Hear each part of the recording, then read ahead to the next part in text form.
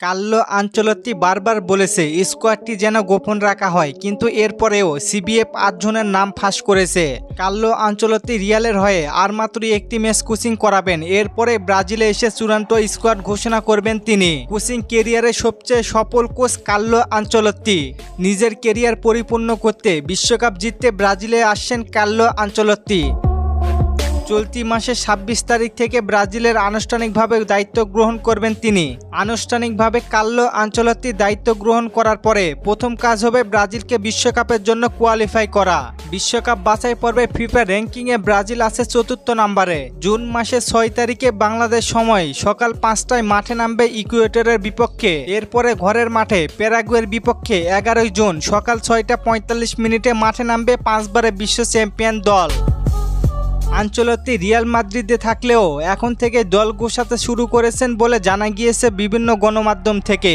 এছাড়া বিভিন্ন গণমাধ্যমের দাবি ৫২ সদস্যের স্কোয়াড তৈরি করে ফিফার কাছে জমা দিয়েছেন। সেই ৫২ জনের প্রাথমিক স্কোয়াড থেকে ফ্লামেঙ্গো ক্লাব থেকে ৬ জন, সান্তোসের ১ জন এবং সাও পাওলো থেকে ১ জন অ্যাটাকিং মিডফিল্ডার আছেন। সেই ৮ জনের মধ্যে রয়েছে অস্কার, যিনি সর্বশেষ ব্রাজিলের হয়ে খেলেছেন ২০১৬ সালে।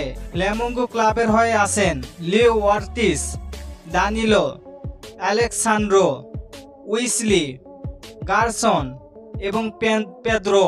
সান্তোস থেকে আছেন নেইমার জুনিয়র আর সাও পাওলো থেকে অস্কার। এছাড়া সবাই জেনেই গিয়েছেন ব্রাজিল দলের লিডার হিসেবে ফিরবেন ক্যাসমিরো।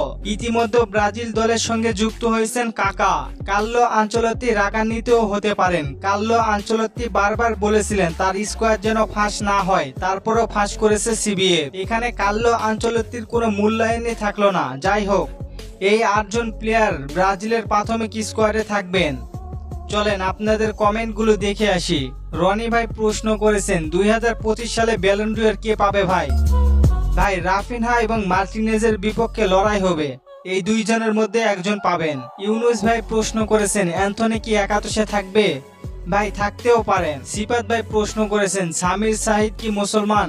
ভাই নাম তো মুসলমানের, তবে এখনো শিওর ভাবে কিছু বলা যাচ্ছে না। ধন্যবাদ সবাইকে প্রশ্ন করার জন্য। আর ফুটবলকে নিয়ে নতুন কোনো প্রশ্ন থাকলে করতে পারেন, পরবর্তী ভিডিওতে রিপ্লাই করব।